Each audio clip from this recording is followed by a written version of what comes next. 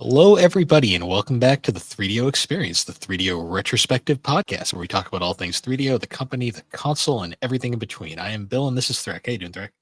Well, Bill, after Minnesota's performance on Sunday, I am elated. How are you? I am very tired and sunburned. I'm actually tired for a reason this time. I didn't get home last night till like 12 o'clock at night because I Yeah. had to drive like 4 hours. I went to the NASCAR race in New Hampshire. Um, I got to see my guy somehow finish ninth. That was like cool. Hey, top 10, right? If only it mattered. Yeah, I know. I'll be lucky if he makes it to the next round because we have fucking rounds in racing. I'm not getting into it again.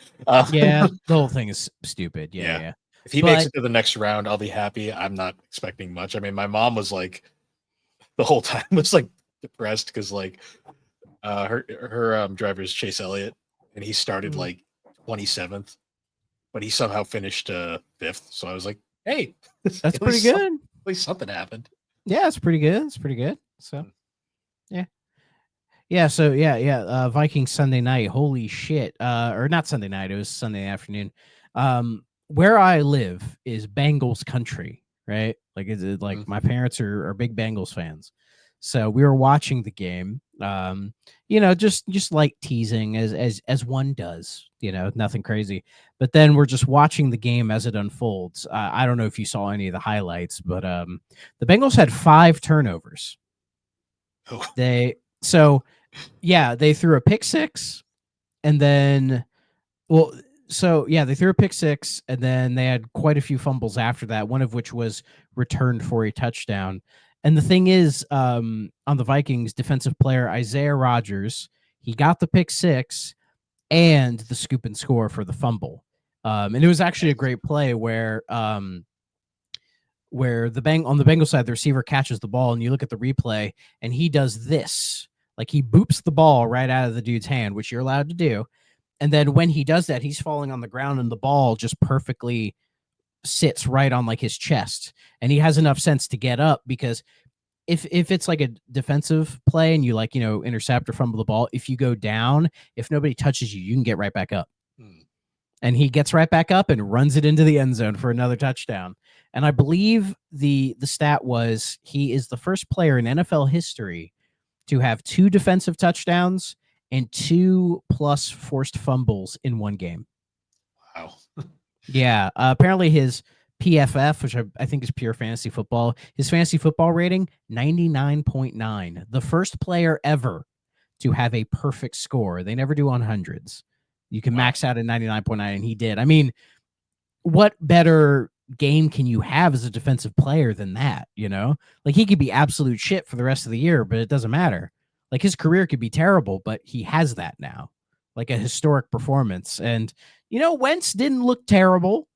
He looked fine. He threw a touchdown pass. Jordan Mason had about 150 yards on the ground and 2 TDs of his own. The game was 48-10, and it was never even that close. So I was having a great time. Everybody else was sad. Everybody else was sad around me, and I'm just hooting and hollering. I'm like, yeah, great time. Wentz was the guy that got the Eagles to the Super Bowl, but like got injured before he could actually do the game. I think it was he got injured in the regular season. Yeah, and then Nick Foles, Big Dick Nick came in, and he's the reason the Eagles won the Super Bowl that year. It wasn't Wentz. Both guys became journeymans after that. I don't know where Nick Foles is these days. I think he disappeared after that. Yeah, I don't blame him. You get a ring, you get out. But Wentz, it's like he's now started a game for like 6 teams now, like the 6th year in a row. I mean, he looked okay. I mean, I'm not hanging my hat on Wentz. There's no reason for that, but he looked all right, and hey, if we can roll that momentum into next week, because they're playing Pittsburgh in Dublin. It's the first Ireland game. So, and against I can't escape Aaron Rodgers. I can't escape the other Rodgers. Can't escape this fucking shithead. Though, where is he now? Pittsburgh. He's on Pittsburgh now. Oh yeah, big bet. And we're playing Pittsburgh. Oh, dude, Roethlisberger retired a couple years ago. This shows how much I follow Yeah. football. I barely Yeah, know what's going on. not in shame for what he allegedly did, but people don't like to talk about that these days for some reason. Yeah. Though people will never forgive Michael Vick for what he did, but Roethlisberger, who cares? Because I think it was last week, Kyler Murray, he posted some photos on Instagram, and he was wearing a Vic jersey. He was hanging out with his dog, and everybody got mad at him, so he took the photos down. And I'm like, guys, come on, guys, this was a long come.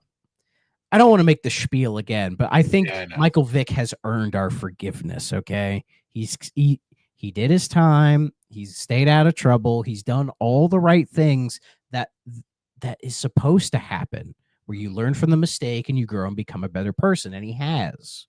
Okay, but then somebody like Roethlisberger can do what he does, and nobody gives a fucking shit because he has Super Bowls. That's why. Hey, he does. Yeah.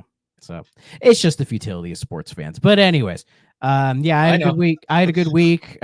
Hopefully, yeah, the Vikings can roll that momentum into Dublin against the Steelers. That'd be nice. We have a really fucking good defense. I've been very impressed over the last 3 weeks. Offense is shaky, but Jordan Mason's been a good running back, and I think Addison will be back for this game because he got suspended for 3 games because he was being a naughty boy. It's just a DUI, nothing crazy, but still, hopefully it doesn't become a thing with him. It's just, you do your one fuck up and just move on because he's a great player. So I just don't want to see him ruin his life. Yeah.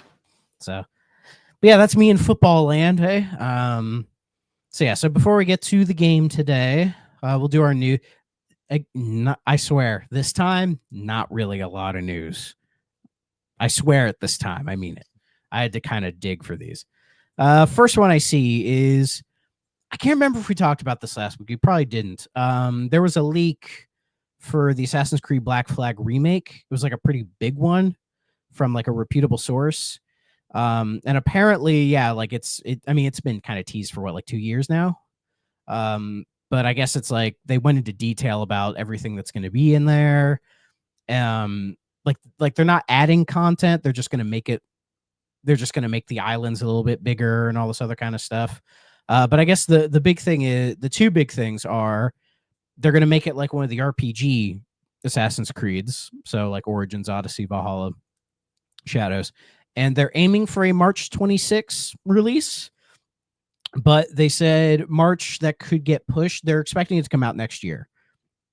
But, March, sometime between March and November, maybe, kind of a thing for it. And the RPG mechanics seem to be something that kind of upset some people, which I can understand. It's a divisive type of Assassin's Creed games.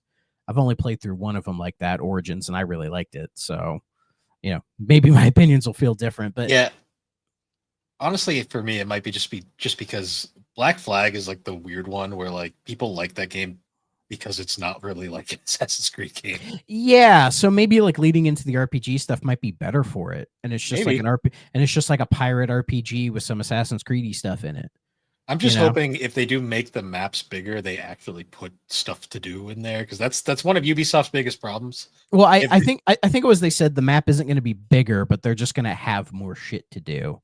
Okay. Because you remember that game was from, I think it was 2013. I think it was a launch title for the PS4 and Xbox One. It was one of those crossover games because you could get it on PS3 and 360 as well. Yes, I remember that. Yeah, on 360 it was 2 discs, and the second disc was the multiplayer.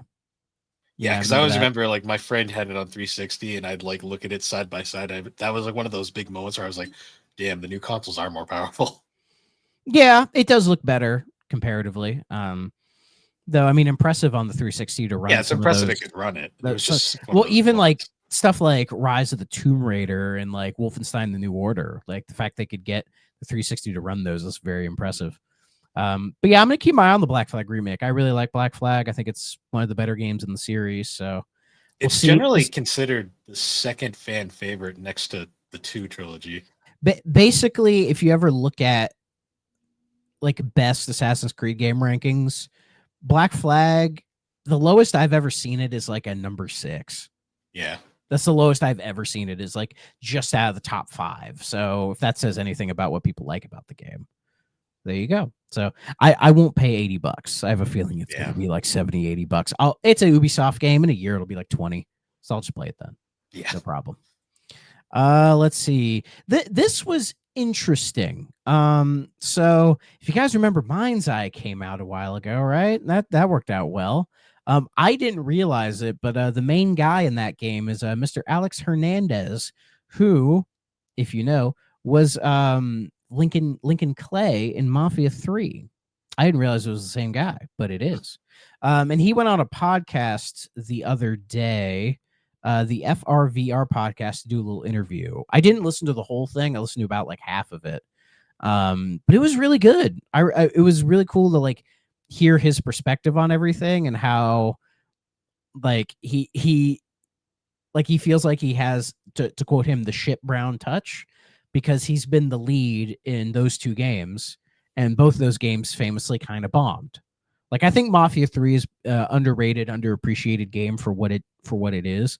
Mine's I haven't played, so I can't say, but I've heard bad. Maybe I'll find it used for like $5 and try it. But yeah, he just was. Oh yeah, those ratings are. Yeah. Like Mafia 3 is lower than I thought it would be as well. I'm like, what I've played of Mafia 3, it's not that bad. It's really not. I know it has issues, but I think it does a better job than people give it credit for. But regardless of that, it was just, I would recommend you all listen to this interview. It's really interesting to hear like an actor talk about working in the video game business and kind of like that side of it that we don't always really get to hear about unless it's from like the real big names, like say like a Troy Baker or something like that. You know, seeing a guy who's like, he's always been into video games and he's, you know, done stuff in like film and TV, but like this has become an avenue for him. I thought it was really interesting and it was well worth a listen. So I just thought I'd recommend it. And as we mentioned, well, I think we mentioned it prior to the show, but Tokyo Game Show's coming up. I think it's this week. Yeah. So that means we'll get a bunch of news when we wake up in the morning. But RGG is having their little direct coming up relatively soonish. I think it's on the 24th of September. So yeah, in just a couple days. But it was leaked. One of the big announcements they have was leaked. And it is Kiwami 3. Oh, nice. Yeah. Three fucking needs it. So yeah. I think it's going from Kiwami 2 to just regular 3. I've always told that is such a huge drop. Just because it's like, oh, well, the big, and people have been begging for Kiwami 3 since Kiwami 2 came out. If you play the series the original way, you play like original 1, 2, and then 3, it's not a big deal. But when you go from Kiwami 2 to 3, which is very much an early PS3, actually just PS3 game. Yeah, PS3, yeah. It shows. It's like, oh. Yeah, and people have really wanted a Kiwami 3. Have people asked for like Kiwami 4 or 5? Even? Not as much as 3. 4 and 5, they're very clearly still PS3 games, but they've aged more gracefully. 3 was when they were still figuring out the PS3 because that took a few years to figure out. For sure. But yeah, that has seemed to leak, and that's great. That sounds good to me. I mean, yeah, as I've mentioned before, it's one of those series that I've played some of, but I do need to do my due diligence and go back. I don't know when I'll find the time for it. I'm thinking of like the whole Zero thing. I've heard that the director's cut of Zero might be jumping off Switch 2 and coming to everything else. And why I would wait for that might make some people mad. I want the English dub. Oh, they are dubbing it. Yeah. Director's cut does have a dub, and I am a filthy dub boy. I'm sorry. You can arrest me. I like dubs. I mean, and especially I'm on that side, so. From what I've played of Yakuza 0, I did put some time into it a couple years ago, and it just confirmed where I'm just like, man, I don't want to play a 50-hour game where I'm just hearing Japanese voices and then reading a bunch of text. I'm sorry. It's just it's hard for. I'm not a fucking weeb. I play Call of Duty. Okay, I can't. I need the English voice. So if this is real and it does happen, then yeah, I will buy it and I'll play it that way. Okay. And Kiwami 1 and 2, I'm pretty sure those have dubs, so I'll be fine. Do they not have dubs? I don't believe so. God fucking damn. Well, at least they're not 50 hours long. Yeah. I'll deal with it as I go. But Zero, it's just I'm just being a bitch and waiting. So there you go. I mean, Zero is one of the best games, honestly, of all time, in my opinion. Like, it's such a What I great. what I played is good, but again, it's my issue with longer Japanese games. They Oh, I take get you. fucking forever to get No, going. yeah, it does. Oh god, Zero. I just love Zero as a concept, but Zero does have a long Yeah. beginning. And I love 7. Y'all know, like, I really loved Yakuza 7 Like a Dragon, but also it takes a little while to get going. You know, like Yeah, just to finally like let the shackles go and I can just play the game. Once I get to that point, I'm fine. Then I'm like, all right, we're cruising. But it just takes a little while. So who knows? Maybe Chris will get mad at me. Anyways, so we had a surprise GBA NSO drop, and there were 2 games that they hadn't announced, but were pleasant surprises. They were Mr. Driller 2 and Klonoa Empire of Dreams. yeah, that was an interesting. I'm curious if they're going to do the second Klonoa GBA game as well at some point. I think they will. I mean, these are both Namco games, so and Namco's not doing anything with those games anyway. We're not getting another Klonoa collection, even though I would love one of like the GBA games, the That beach one Wonder volleyball Swan. game, the Wonder Swan game, the unreleased or the GBA RPG that's still in Japan. Like I'd play all those, but yeah, they're dropping that one here. And then Mr. Driller. If you've played Mr. Driller, you know what Mr. Driller is. Yeah. So yeah. But yeah, I'm all for seeing those. Klonoa there is great. I'll probably mess around with Klonoa 1 on GBA. That comes out on the 25th. So, but yeah, great to see that. I'm a happy boy. Let's see. We'll skip that. That's stupid. Oh yeah. So Sonic Crossroads coming out soon, right? It's got some. I'm super hyped for that. It's reviewing really well. Some people are giving it praise over Mario Kart World, which is surprising, I'd say. But it was leaked. It's like final DLC character. So you guys know there's like a bunch of DLCs. There's like Pac-Man and fucking Minecraft, and I guess like the Ninja Turtles are in there now too. Sure. But in the little pamphlet somebody got in the physical edition, it shows that another DLC character is coming. Take a wild guess. He's also blue. Oh, Mega Man. Yeah. He's not dead. He's not dead. This is to show Capcom cares about Mega Man. They're going to throw him in a Sega racing game. Hell yeah. Oh yeah, I never asked when you did your little like the little open beta that came out. Yeah. Who was your rival? I don't even remember. Mine was Tails, and I kicked Tails' fucking ass the entire time. I was Knuckles, and it gave me Robotnik. Okay, that's fun. I couldn't beat Robotnik. I beat everybody else, but I couldn't beat him. I was Shadow, and I just kicked Tails' ass the entire time. But yeah. Man. But yeah, that's cool to see. Oh yeah, also Silent Hill F's getting good reviews. That makes me feel better about the state of Konami, where I'm like, oh, Silent Hill is actually doing all right. You know, maybe we'll actually get a new Castlevania game. That'd be great. Last one. This one is, I don't like it. I just don't like it, and that's Microsoft's raising the Xbox prices again. Yeah, like to like very weird degrees. You know, people are gonna throw the tariffs and all that thing. I mean, that's very possible. With hardware, I think it's more with video game hardware. I think tariffs are an easier justification for raising the price than other things. But even still, it's like, you know, the Series S is now $400. And it doesn't need to be $400, especially when it's 5 years old. Like it should be $200 at this point, you know? Like the fact that the Xbox Series X 2 terabyte Galaxy Black is now $800 fucking dollars when it was originally $600 is really fucking stupid. I know. I was doing Microsoft's job and actually selling their fucking console to people, but they're not going to buy it anymore because of the price. I don't blame them. I was tempted to get one, but $800, fuck that. Yeah, no, don't. Yeah, I mean, like, do not bother. Do not bother. Especially when the irony. This is a podcast about a failed console that was released at $700. Just saying. I mean, now that seems like consoles are just looking at the 3DS prices and going, "We could do that."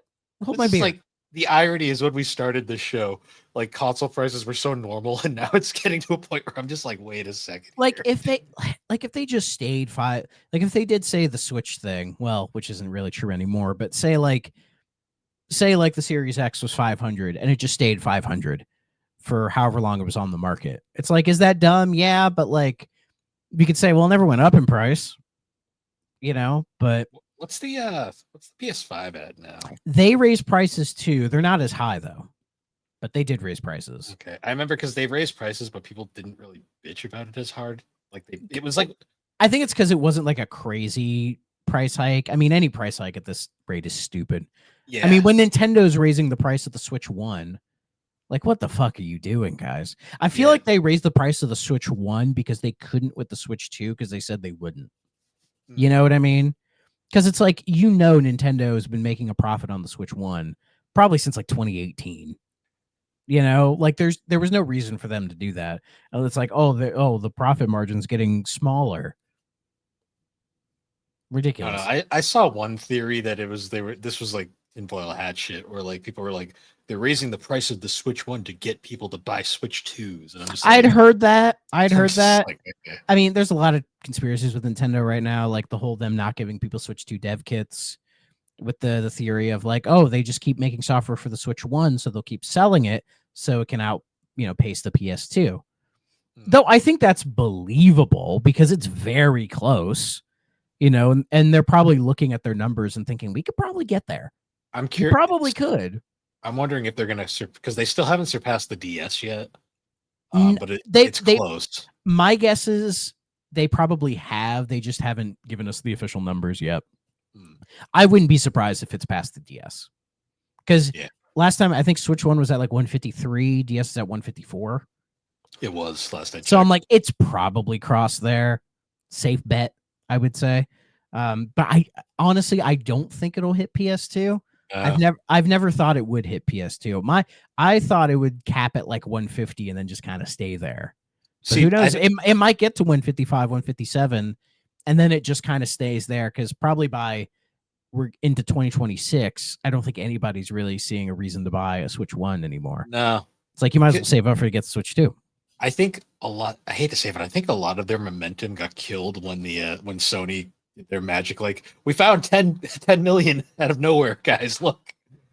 Oh, as far as like the sales, yeah, for sure. Yeah. But also I would say the momentum for Nintendo swayed when we learned about the Switch 2 price. Well, yeah. That was to me, that was the moment where the vibes shifted. Yeah. Because we all were super hyped for it. I remember we all were like, finally, and we were all we love the Switch 2 Direct.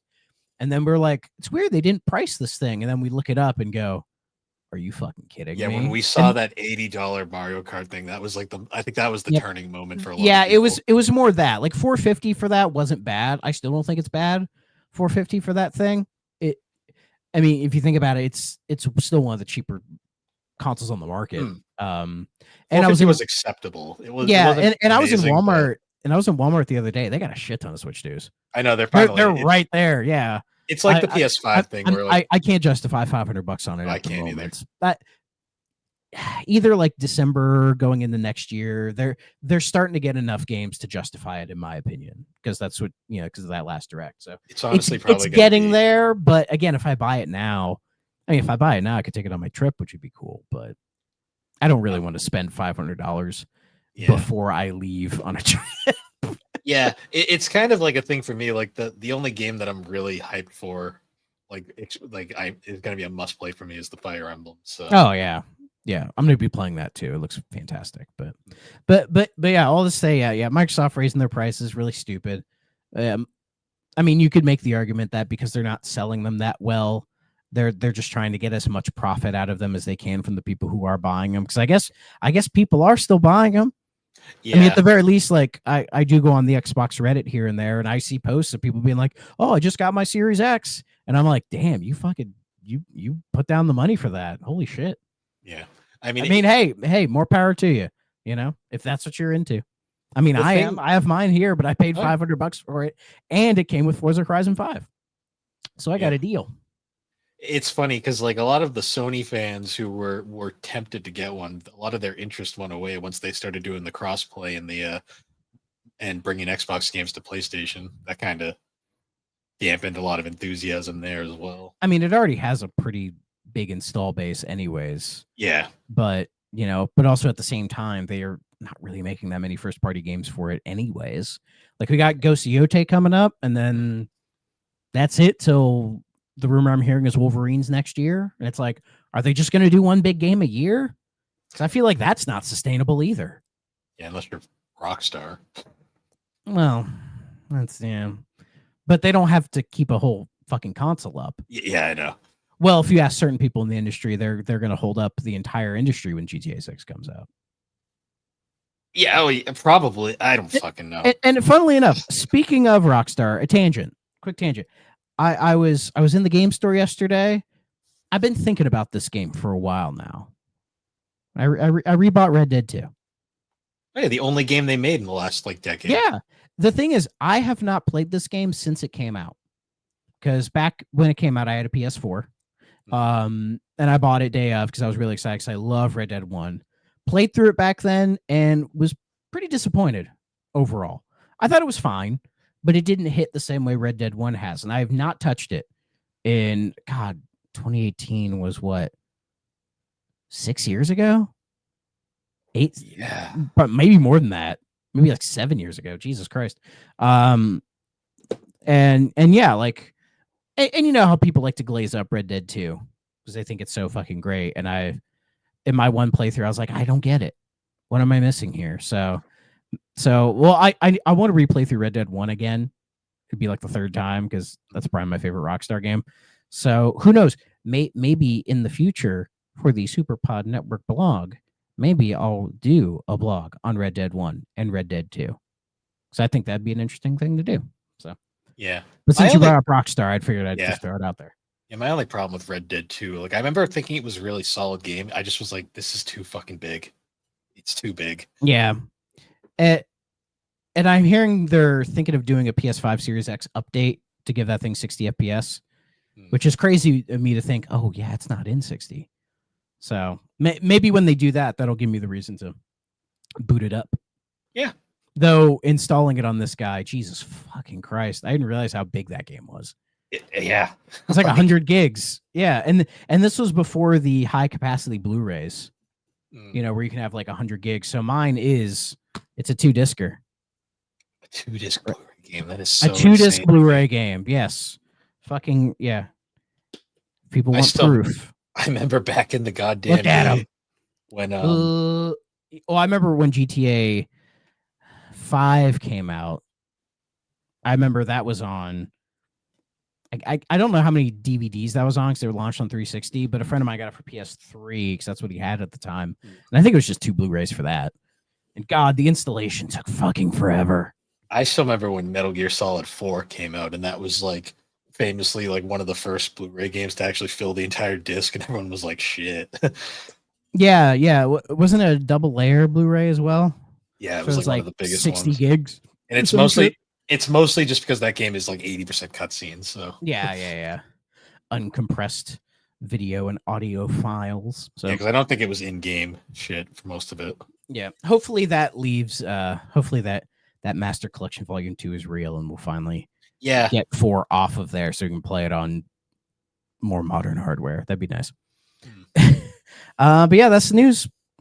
So it stayed under half an hour. Not too bad, eh? And that's with fucking random sidetracks as well. Yeah. Like the only other thing we got is we did get new Nintendo music. Yeah, is it Adventure of Link? There was Adventure of Link. Yes, we got both the Famicom disc version and the original version, which is kind of cool. Oh, I like when they do that. We also got some special release stuff for Donkey Kong Bonanza, which is cool, I guess. Oh yeah, isn't it like a select amount? Track or something like that. It's probably going to be like one of those things where like we'll get more later. Yeah, to avoid spoilers. I mean, that makes more sense because it is a new game. Oh yeah, they don't even. So in that sense, I don't blame them. It's funny they don't even have a Switch 2 category yet in the menu. Oh yeah, because I was looking. I'm like, why is it not here? That's interesting. Oh, I can just sort by added. Yeah. That kind of kills but weirdly enough, it's not showing up in the list No, you can only find it. if you search for it. Yeah, or on the main homepage Huh. until it just disappeared for me. I, Oh no, I, I it's got down it there. right here. Yeah, it's down here. There was also Kirby Air Riders. So Oh, that's there. Oh yeah, Air Riders is in here. Yeah, yeah. They haven't bothered to update their fucking music app to add in the Switch 2, so we could have those games in there. Yeah. I Nintendo. would like the Mario Kart World soundtrack because I keep hearing how amazing it is, and I'd like to listen to it. Yeah. So, but yeah, that's all that. I don't think we have anything else, do we? No, not that I can think of. Alrighty. All right. So I guess now is the time. Oh, actually, there was one other thing. What's Just that? because we didn't bring it up. I don't know if you were a fan of the Game Chasers. I remember the name. I don't. I probably watched a little bit. That wasn't Handsome Tom, was it? No, that was the Game Heroes, I think. Okay. Okay. One of the I know the name Game Chasers, but I'm not that familiar with them. yeah, one of their co-hosts passed away recently. Billy Hudson did. It was just a sad thing I saw. Well, that's terrible. Yeah, he wasn't super old either, which is really sad. 50s, maybe? I don't know exactly. I know he wasn't that old. Man, that is terrible. He didn't look like an old guy. Hmm. I didn't watch them a lot, but occasionally I'd see one of their videos and check them out. Yeah, it was definitely in that era where it's like I was watching all kinds of like AVGN and all the Screw Attack stuff on game trailers, and so a lot of those guys kind of just synced up with them as well. He was in that era with like Happy Console Gamer, Alpha Mega Sin, like a bunch of those GameSack, like a bunch of those like early YouTubers, gaming YouTubers from the day. Metal Jesus Rocks. Oh yeah. It's crazy how many of those guys, not all of them, but many of them are still kicking. Yeah.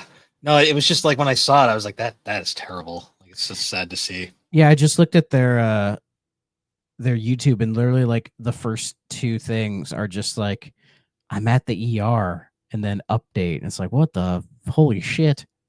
Yeah. No, it's sad. I just wanted to bring mention to it because I know a lot of people in our age demographic that was probably a big part of their childhood growing up. So I just wanted to pay a tribute. I guess he had a brain tumor. That's the worst. Judging from the comments, yeah, I guess he had a brain tumor, and I guess they tried to surgically remove it, but just awful, man. It's similar to like when like the comic historian died a few years ago. Like that was just yeah. It was one of those like, what the hell? It makes you think about your mortality a little bit. Yeah. Yeah. No, I just wanted to bring mention to that before we got into the game. Okay. So now that we're all sad, let's talk about Flying Nightmares on the 3DO. Yeah. Let's talk about this thing. Okay. So according to Wikipedia, it's a flight simulator published by Domark. By Domark for the Power Macintosh running classic Mac OS.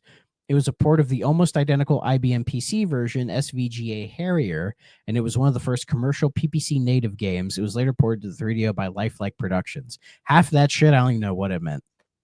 Yeah. So I have a fun fact about this game. This copy I recently acquired. This loose, technically double jewel case. $10. 15, but close enough. I originally had this game as a loose disc, which was fine. I could play it. Big problem with this game. This game is so reliant on instructions. Yes. And I did not have those. So I had to look them up. Did you do the same thing I did? Found them on the Internet Archive and looked at Yeah. But you want to know what's great? This is a little story I wanted to bring up about the game. So I bought this because I was like, oh, hell yeah. I'll have the instruction manual because I saw it was in there. And I was like, this is great. I can actually read it on the pod. Well, it's here. But it's the German version. It is 100% in German. Oh my god. There's no English instructions. But the manual is Well, yeah, it's in German. Why would there be English? well. What's funny is on the back of the case, you get like all three languages, like this German, French, and English. The manual, it's only German. So I was like, well, that's not. I was like, okay, I guess that doesn't help. Man, you I thought gotta you'd get laugh. lucky. That is funny. Though looking at like scans of the manual online, it's just like the controls. Nobody bothered to do the rest of it unless that is it. Maybe. Oh, Like, somebody put up the Mac version of it. There's a whole, and it's like 18 pages long. I'm actually kind of curious. This might be the PAL version. I 'Cause mean, it says on the probably. case, it specifically says on the case for use with any PAL or NSTC 3DO. The fact that it mentions PAL right away leads me to believe this might be the PAL version. It's weird they put that specification because 3DOs weren't region locked. They weren't, and most of them tended to just say works with any. Oh, there's actually a rating on the back that's in German, so this actually might be the German version. Yeah, but when you played it, was it in English? Yeah. Interesting. Yeah, because the disc itself is all like the same like English disc. Interesting. Even, Maybe that's how they got away with it back in the days. They just make like the English version and then just print the manual in all the various languages, so you could just refer to the manual. yeah. You know, especially this game, even if you have it in English, you know, you kind of need the manual because it took me like, I don't know, 20 minutes to learn how to fucking get the plane in the air safely. Could you not take off from the carrier either? No. I Like, eventually did, but like it was weird because I had them up, right? And then I was trying the various. When I started it, I had no instructions. So I was just tapping all kinds of crazy buttons. Some things worked, some things didn't. I wasn't sure what the fuck was going on. So I said, okay, let me pull up the manual. I did. And then I'm looking at it and I'm like, okay, so you do this to that or whatever. And it still wasn't working. Yeah. And I was like, okay, what the fuck? And then I realized eventually what you have to do. So to get started, I think it's you hold the left trigger and push up to increase the throttle, right? Yes. You have to push them at the exact same time. Yes. There's no like you can't be slightly off. You have to be directly boom. Like it feels like you have to be incredibly deliberate with it. And then when you do, it's like, oh, the brakes are on. And I'm like, but I'm moving. Why the fuck are the brakes on? Right? And then you have to push a different, I think it's like R and B to turn those off. And then you do.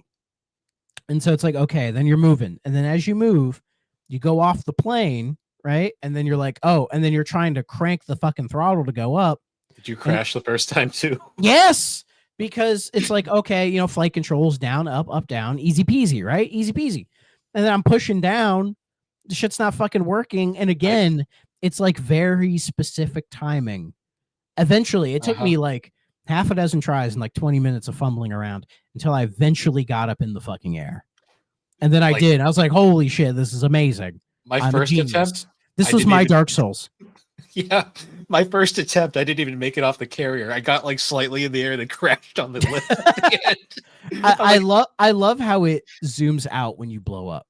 Yeah. It reminds me of my favorite Genesis game, Hard Driving. Reminds me of that. Oh, Hard Driving. Yeah. I'd rather be playing Hard Driving because at least that has the cool song in the intro and has a quirkiness to it. You know? Yeah, because it's like a Genesis game that does 3D without any chips. But again, the Hard Driving main title theme just lives in my head. I don't know why. Like, it's weird that I was like weirdly entertained playing this just by like making progress. Like I was like, okay, I've made it slightly up the deck. Maybe this time I'll actually get into the air. I feel like it's easier to fly a real plane. So my theory here is, because this is a sim originally made for PC, they designed this game for like one of those big sim rigs. Well, and probably like, you know, keyboard controls. Yeah, like an actual where I guarantee you, like increasing the throttle and everything is just one button on the keyboard. It's not like doing this weird shit, right? Yeah. this is like, and then they decided to take a. I'm assuming this is a fairly decent PC like flight sim. It came out before Microsoft Flight Sim, I think. Okay. I'm trying to remember when the first flight. When was the first Microsoft Flight Simulator? It was around this time. I'm pretty sure it was fairly early, and I will say for the time, like graphically, this game doesn't look terrible. No, it does. It has a pretty banging intro video too. It does. Yeah, that's why I was very bummed when I couldn't fucking take off the fucking plane. Okay, so the first Microsoft Flight Simulator was in 1982 for the IBM PC, and it sure looks like it. I didn't realize it went back that far, and then there was 2.0 in 84, and then another flight sim in 86, and then 3.0, 4.0. Yeah, Windows 95 probably had to be a big one. And that was in 96. Yeah. So yeah, they've been making them fairly consistently since 82. Well, yeah, because then it went to like 2004. And then there was X in 2006. Oh yeah, there was that big break between Flight Sim X, which was in 2006, and then the reboot of it in 2020 by Asobo. Yes. I don't know if you've played the new Flight Sims. I've looked at them and I'm like, those look amazing, but I couldn't. I need an actual proper computer to actually. Well, from what I remember playing Flight Sim on Xbox, it does a fairly decent job of making that game work on a controller. It's a lot more complicated, but it's kind of similar to this, where it's like taking off is like, what the fuck am I doing? Yeah, I can't figure it out. But once you do, and you get up in the air and you're flying around in Sim, it's like, okay, this is kind of cool. This is kind of neat. Yeah. And then there was the new one, 2024. I haven't messed with that much, but I know that one they tried to like have missions and stuff where it's like you can be like the plane that drops a bunch of water on a forest fire, or go rescue people, that kind of thing, which is cool. It's a cool way of video gameizing flight sim. Yeah. And then I've played a very earlier version of Flight Sim, like maybe 04 or 02 or something. I don't remember the exact one, but back in high school when I was in the ROTC program, we were Air Force because I live by Wright-Patterson Air Force Base. And there was a day where they kind of set up the rig for us to mess around in Flight Sim on there, and that was cool. That was really fun, And yeah, and I imagine Flying Nightmares, it's trying to do the flight simmy thing, probably similar to Microsoft Flight Sim or whatever else was out at the time. The problem is the 3DO's controller is pathetically underutilized at times. They're working with what they got. Well, under-equipped, I should say, not underutilized. Yeah, they utilized it as best they could. They tried. They definitely tried for sure. Also, the 3DO apparently has a flight stick. Yeah. Yeah, I'm not hunting one down. Fuck that. Not to play this. But you know what game this reminded me of? What? Top Gun. Oh, no shit. Trying to fucking land back on the carrier. I was like, I'm James Rolfe right now. This is just. Yeah, I got PTSD for sure. And what's weird, in the training for landing, you don't fucking land the plane. The game just does it for you. Yeah. And it's like showing you how to do it. And I'm like, aren't you going to like teach me how to do this? You're just going to land it for me? Because for taking off, they don't say, again, for training, they don't say shit. There's no like person to be like, hi, and welcome to training. I'm going to teach you how to, I don't know why he sounds like Ben Shapiro. I'm going to teach you how to take off against the radical left. Whatever, right? Like there's no like them teaching you how to actually play the game. They just say, figure it out, kiddo. Did you try to do a mission at first without actually learning, and then them being like, no, I went straight to training. Oh, I tried to play I saw the two words flight simulator and went, nope. I want to learn how to play this game. The game literally. But I tried the missions. The missions are boring. They are. They're not like, because again, it tries to have like air. That's where the Top Gun thing comes off. Because also you take off from like a naval ship, and it's like, oh, go blow up these planes or whatever. And then you do, and it's just like, well, this is really dull. There's no music, or again, it just feels like Top Gun. Like it kind of has the same vibe as the NES Top Gun. Yeah, very. Only rather than being arcadey, this one was very simmy, which is. I think Top Gun on NES is like, it has ambitions of being a sim, but they know they can't make it work with what they got. Yeah. But like, especially when you're trying to land the plane or line up to refuel your plane, you can tell they're trying to make it a little simmy, but Mhm. it's an NES game. Yeah. And this game tries to take that. This game reminds me a lot of Starblade, not from a gameplay perspective, but from they took a game that the 3DO was not capable of replicating and Oh, yeah. tried to shove it on 3DO, anyways. yeah, 3DO cannot really handle it. It's not even necessarily the hardware. It's just this kind of game you need like PC keyboard controls Oh to yeah. work, and this Like just doesn't have that. because Starblade actually looked better on the 3DO, but like Yeah, I mean, you I don't couldn't. think this game looks bad, No, it looks fairly good for the time. and once you're like outside of taking off and landing, when you're in the air, it controls fine. Yeah, It it's a doesn't feel standard. bad in that way. Like the little bit of combat you get is okay. It's just combat. Hmm. So I was kind of curious. I was looking. So the company that made this game was a company called Simis Limited. Um, Okay. and judging by all the games they've made, just looking at these, they all have pretty much the same cover art style. They mostly made flight sims or space sims, apparently, according to some of these. Yeah. Like they made. I mean, if your name is Simis Limited, you're kind of limited in the games you can make. Oh, they made a game called Terracide. What the hell is that? That sounds awesome. What the fuck? What is this? Like, look at that cover art. What? Let me look at this. IDOS published this too. What the hell? This is a Um, first-person shooter. What the hell Best is that? use of special effects 30FX Game Developer Award. Runs with all major 3D cards. Oh, thank God. Multiplayer. That's sick. What the fuck? This thing looks weird, man. I kind of want to play. Failure means extinction. Now that's hard as fuck. They also made Honestly, it the gameplay, it kind of looks like 3D Sewer Shark. It's kind of kinda. what it looks like on the back cover.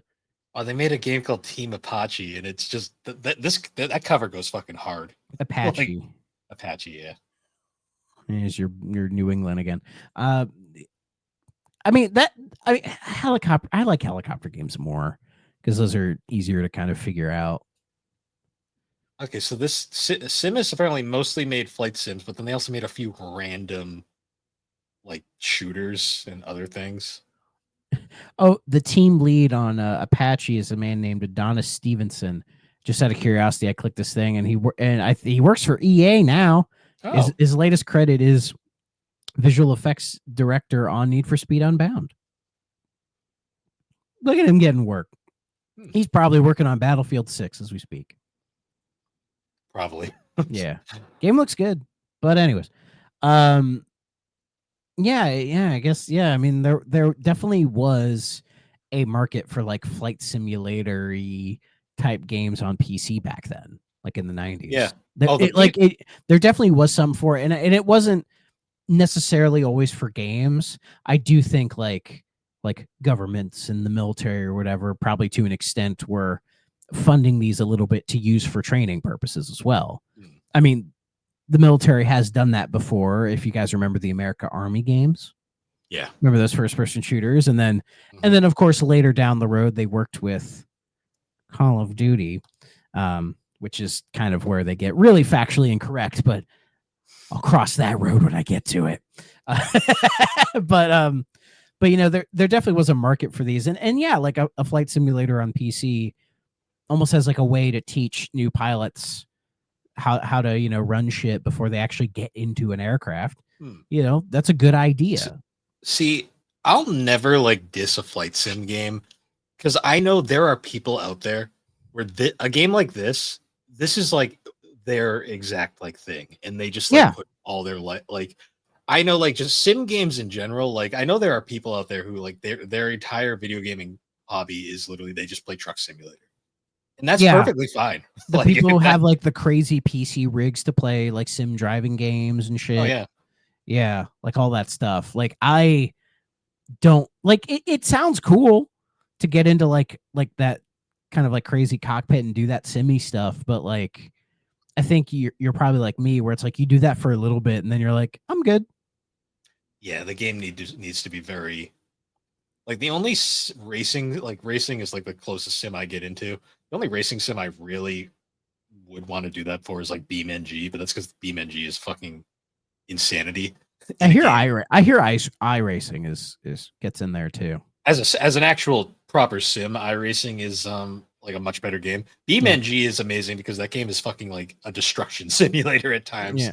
I think iRacing's doing the new NASCAR game. They are, and from what I've heard, the reviews are good. So Yeah, and it's coming to console as well, which I think it's their like first console game. well, So it is. They also bought Monster Games, who were the developer of like the Heat series for a while there. So mhm. They're probably which helping out with the console port. You think? probably I might check it out actually because it sounds like a high pedigree. So well, yeah. why I mean, not? because iRacing, I tried using the steering wheel because I have a steering wheel and I bought it and I messed around with Horizon Forza on it. It like the steering wheel stuff. It's fine.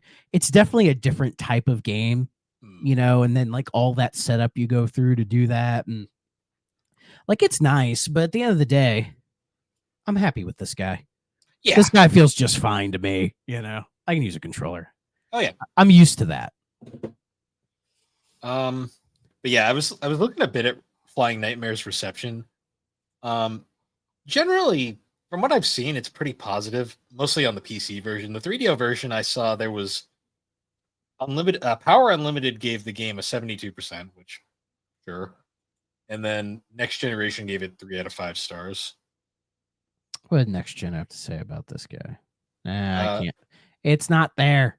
according to the little blurb, their main takeaway was it's as good as the 3DO is likely to see, but not recommended for everybody, which is the most sure review ever. You know, it's great. Power Unlimited is well, not German. It's Dutch. Ah, Well, they have a little blurb here. This is Google Translate, so be forewarned. Let's see. The vertically takeoff Harrier operates primarily from an aircraft carrier, and so it does in this game. You are a U.S. Navy pilot serving with the UN tasked with invading the general Asian country of Barcelona. So that's not even a review. That's just a little write up on it. huh. Yeah. I don't think Moby Games had any other reviews. They called Captain Quasar a platform slash shooter. And I'm like, yeah, I wouldn't call that a platform. Oh, what did 3DO Magazine have to say? Yes, please. Please. I need to know. The first Super Console flight sim really does allow you to soar on the three. They give it an 80%, by the way, on the 3DO. Sure. The sensation of flight is impressive conveyed, especially with a flight stick, pro joystick. Yeah, because on the controller you ain't gonna get that much control. Yeah, again, it's much like certain driving sims where it's like it's probably better with the controller made for it. You know, like I imagine this game on a flight stick does feel better. Probably. You know what the funny part is? 3DO Magazine, like the UK magazine, goes out of their way to say like the game is really interesting and ambitious, but then their one negative is they like the graphics are disappointing. I'm like, I think okay. graphically it looks pretty good as far as 3DO is concerned. Yeah, honestly. Oh, what did EGM have to say? See, the flight stick for 3DO about $100. Yeah, that's about right. Yeah, well, there's someone here who has like 3 set up for like $60. Huh. I'm not sure if they work or not, but I can tell it's in a retro store because it's sitting on top of one of those glass cases. Yep. I have PSP, loose PSP. Who the fuck carried around loose PSP UMDs? Fucking sickos, dude. You find so many of them, and also like I love when like Crazy. you get those. My favorite is like when you get those ones with those aftermarket cases for the UMD discs. I'm like, what happened to the case? Like, how? Yeah, you have to go out of your way to rip one of those things off. I know. I tried, and as a kid, I couldn't do it. I wasn't sure how they worked when I first saw them. Like you take it out of the, and then I realized, oh, you just stick it in. It works. Well, yeah, and Sony wised up with the Vita, and they're just like, oh, they're just little SD cards. Yeah, UMD was an interesting idea that did not work. No, there's a reason we don't put discs in portable things like that anymore. Yeah. I did want to bring up the EGM review. So EGM gave it a 61%. And the first so line specific, like they're grading a paper. Yeah. The first line is amazing though, because it's literally flying nightmares will probably turn off 90% of the people who play it. Yeah, I would It is agree a with that. it is extremely complicated, and you have to use the instruction manual, which most people probably don't have, um, at times, or you won't get off the ground. Yes, exactly. Yeah. This is actually a really good EGM review because they basically summed up everything we said. Yeah. I do have a little respect for it, but at the same time, it's really not my kind of game. No, like Like it's even the best this genre has to offer, which I guess Microsoft Flight Sim, like the newer ones, like the best thing it has to offer. Even then, I'm like, it's cool. I like that these games exist, but I don't have the brain for it, no, but like at the same time, I can slave away at puzzle games for hours, and some people don't understand that, you know, or how I can, do shooty bang bang forever, and people don't understand that. You know what I mean? It's all yeah, different strokes for different folks, and yeah, I have a little respect for this game, but yeah. it's not It's really my thing. same here. Like I'm not a huge flight guy in general. Like I was more into like the naval combat shit when it came to like those kind of sims. I mean, I enjoy flying games to an extent. I like helicopter games. Mm. Like if you remember back, I mean, I talked real high about Return Fire, but Oh yeah, even then, like back in that era, you had like Jungle Strike and Cobra Command and all these fucking like I helicopter games, and they have some charm to them that I oh I yeah. I enjoy a fun helicopter game. I grew up on Nuclear To, Strike and Soviet Strike. Like, yeah, like but helicopter games differ from like a plane game. oh yeah, You know what uh, I mean? And like I have yet to make the Ace Combat plunge. that's what I was gonna say. Ace Combat's like the one plane like That's flight yeah, game that, but that's the one everybody likes, really, well, because because it Ace finds a Combat nice is balance. because it's stupid and it knows it's Yeah, stupid. Like yeah, and I have 7. I just have yet to make the plunge into actually properly playing it. like you So you know exactly what you're getting into when they literally have their fictional world of weird is called Strange Real. Like that's why when they tried to do those realistic games like with like the Combat Horizon games like where they were like so we're playing Ace Combat but it's in the real world. It's like this isn't as fun. I like when it's in like stupid weird world. yeah, you need like the dumb anime plots to keep you going. Mm. So, Yeah. but Ace yeah, Combat is a good like game, but yeah, Ace Combat's a must play. How about that? yeah, I'll say that. Flying Nightmares though, okay, must play stay away. I'm going to say stay away on 3DO. It it's a respectful stay away because Like I don't want to be harsh on it. I mean, I don't think it's that great, but again, it could just be me, you know. I mean, I again, I fucking like golf games, right? yeah, So I have my weird sicko shit that I enjoy, right? So I can understand it from that perspective. I mean, I Um, enjoy shitty racing games. I mean, we all have our weird. yeah, we all have our niche. So it's respectfully a stay away because we're not flight sim guys. Yeah, it's also not made for a console. It's very clearly they took a No, PC game, shoved it on console, and hope for the yeah, best. definitely need. Yeah, like if you can get this game running on a PC nowadays, it might be better, and it might be more worth your time in that regard. Because Um, aside from the overly complicated controls, like I didn't think it was bad. Like I felt like it was competently made in every way. yeah, yeah, nothing about it felt broken or you know whatever. It felt like the mission stuff, like air to air combat, air to ground combat, that all didn't feel that great to me. Like the combat No, felt like they just put it there because they're like, well, the game's called Flying Nightmare, so we need to have something nightmare-y in here, right? it's such an So ironic name though for this game because my god, what a fitting name for trying to play this game on 3DO. yeah, and it just reminds me of being sleepy because once you're in the air, it's very boring. Yeah. It's cool for like a few minutes, especially that elation when you finally get in, you finally Oh do it yeah, right, and then you're like, it's like, when do I get to the ride? and then This is the ride. I try flying toward the sun, and then never gets closer. Nope, it just Lame, exists. fucking lame. The most entertaining part is flying headfirst into the water and then watching the explosion graphic. Because Yeah, that explosion graphic is there great. is an external view, so you can like put your plane on autopilot, and then you can zoom out to look at its rough 3D polygonal model if you want. It looks like it's just flying against the blue screen. Yeah, I mean, it looks better than Blue Lightning. So that other than Yeah. like CD games, so there's that at least. Oh yeah, I'll give it that. And I'm sure some of this stuff back in like '94, people were losing their fucking mind over I'm it. sure And this I was don't and I don't want to yuck people's yum for that. Hmm. You know, that's not my place. Because I'm sure this was a good PC game Sure. for those who are into this kind of game. Yeah, but this isn't the PC experience. No, no, not at all. This is the obscure '90s console that some people like experience. Yeah, the Macintosh. Yes, exactly. Nobody calls them Macintosh anymore. You know, I try to tell people like the word Macintosh is a type of apple, and then Yeah, it's like that's why they call them that, and people just are like, "What?" They're like, "What? What's a Macintosh?" And I'm like, "Oh no, Yeah. we're gonna be here all day." Yeah, the funniest. Don't bring up the Lisa. Yeah, I know. Do we want to talk about the Bandai Pladia, whatever? The Pippin. The Pip, the Casino Loopy. It made stickers.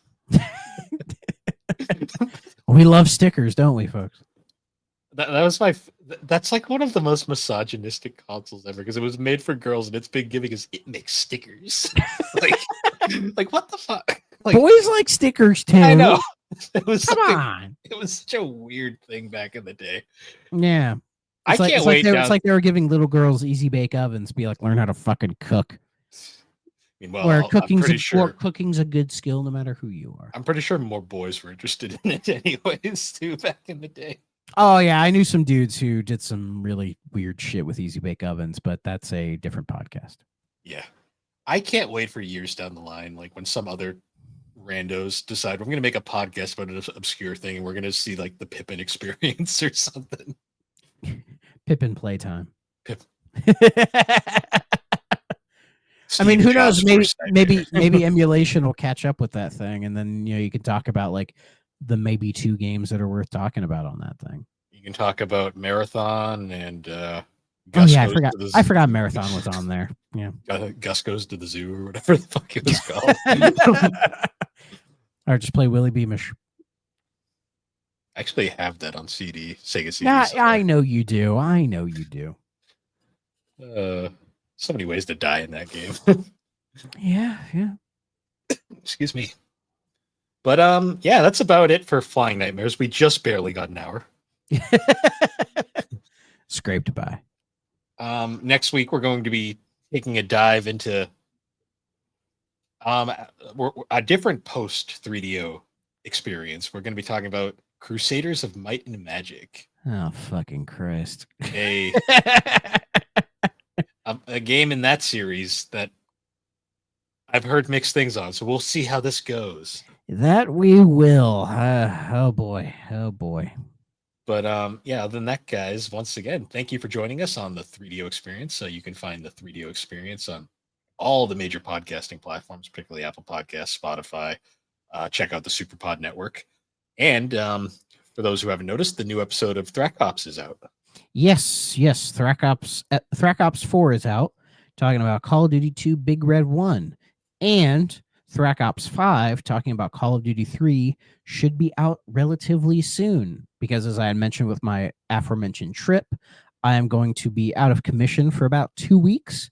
So my idea was, and probably the next Thrack Ops won't be for like another month.